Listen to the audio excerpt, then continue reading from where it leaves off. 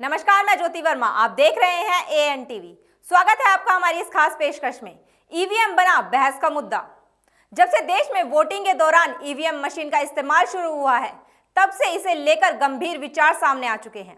इससे जुड़े कई मामले सुप्रीम कोर्ट तक पहुंच गए हैं। सबसे दिलचस्प बात यह है कि समय समय पर सभी राजनीतिक पार्टियां संदेह प्रस्तुत कर चुकी हैं। हाल ही में मायावती ने अपनी हार का कारण ईवीएम में हुई गड़बड़ी को बताया। इस बात का समर्थन कई और पार्टी के दिग्गज नेताओं ने भी किया। हालांकि चुनाव आयोग ने इसे बेबुनियाद इल्जाम बताते हुए ईवीएम को पूर्ण रूप से सही बताया।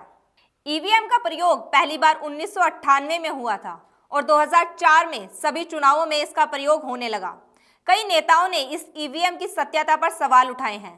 पहली बार इस पर 2010 में सवाल उठाया गया था कि इस मशीन से गड़बड़ी हो सकती है। इसके साथ कई विशेषज्ञों ने भी यह दावा किया था कि वह ईवीएम को अपने हिसाब से हैक कर सकते हैं। इस बार भी 5 राज्यों के चुनावों में ईवीएम का ही प्रयोग हुआ है, जिसमें बीजेपी को यूपी और उत्तराखंड में प्रचंड बहुमत प्राप्त हुआ है। इस पर भी कई पार्टियों ने सवाल उठाए हैं।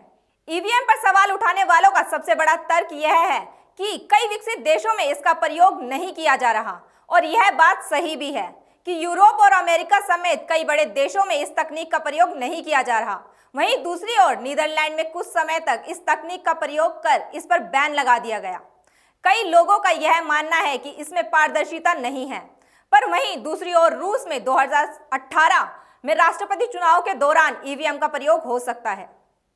हमारी इस खास पेशकश में फिलहाल इतना ही। हमें दीजिए इजाजत। नमस्कार।